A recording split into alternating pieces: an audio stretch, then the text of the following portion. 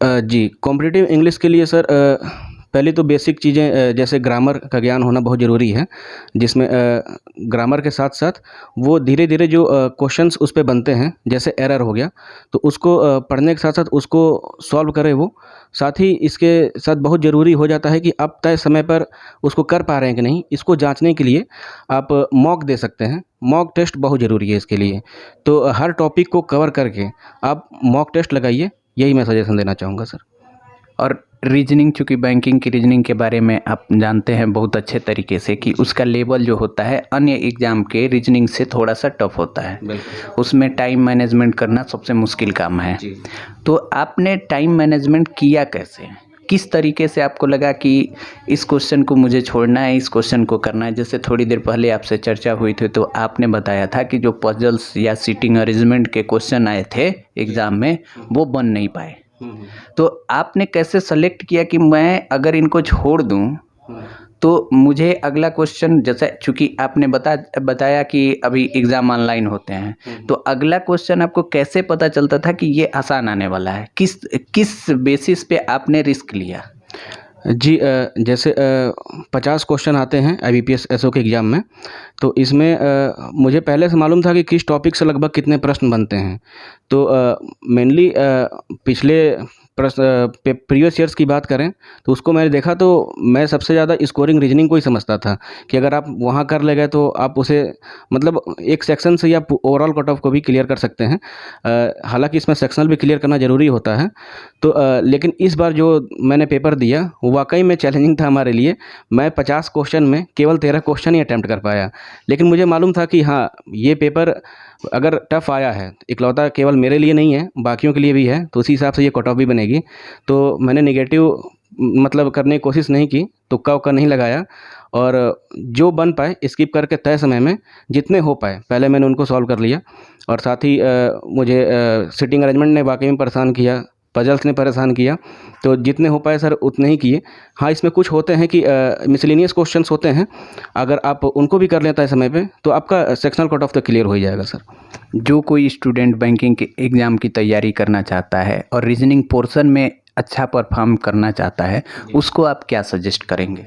जी उसके लिए suggestion sir यही रहेगा कि जैसे मैं टॉपिक वाइज तैयारी करता था और साथ ही जो मॉक टेस्ट मुझे अपने राजेश सर से, विनय सर से मिलते थे, मैं उनको देता था। जैसे मैंने एक टॉपिक किया उदाहरण के तौर पे, जैसे मैंने इनइक्वालिटी को कंप्लीट कर लिया, तो उससे रिलेटेड जो सर हमें मॉक देते थे कि उस टॉपिक से जितने भी आपके पास क्वेश्चन हैं, जिस तरह के क्वेश्चन बन सकते हैं, आप उस टॉपिक को कवर कर लें, ताकि आपको वो क्वेश्चन कहीं भी दिख जाए तो आप उसको स्किप ना करें, उसको लगभग आप कर ही लें।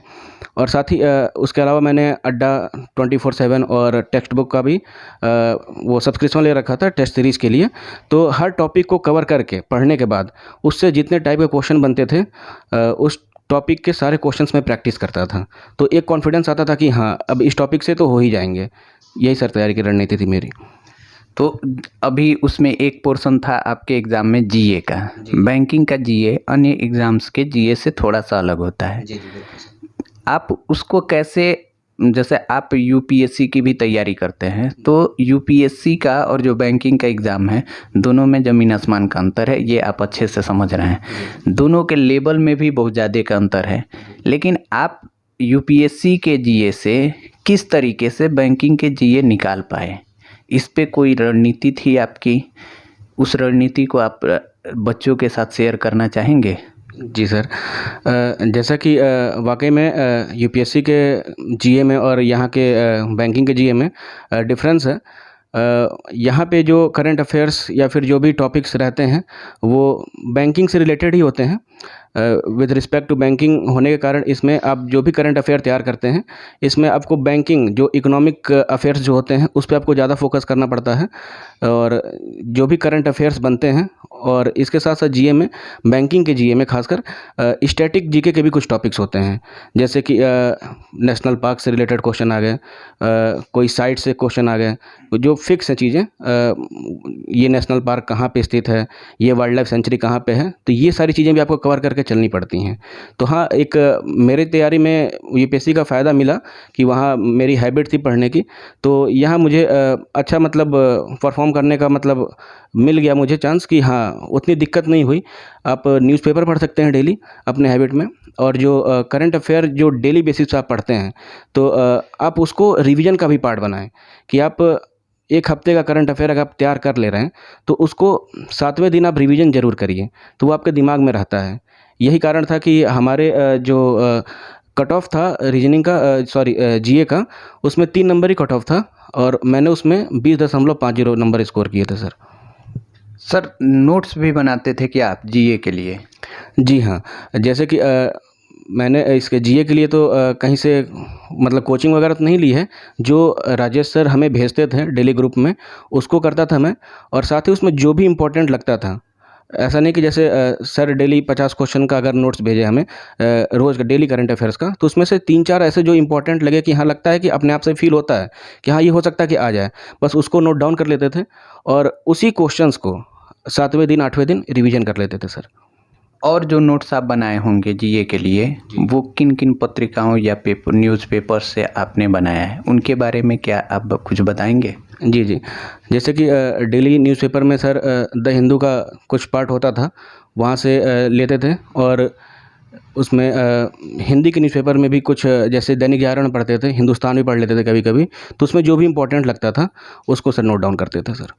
जैसे आप जानते हैं कि गाँव के जो बच्चे हैं, उनके लिए द हिंदू मुश्किल है प्राप्त करना, चूँकि द हिंदू की बहुत कम प्रतियाँ हमारे यहाँ आ पाती हैं, विशेष करके गोरखपुर और गोरखपुर के ग्रामीण क्षेत्रों में।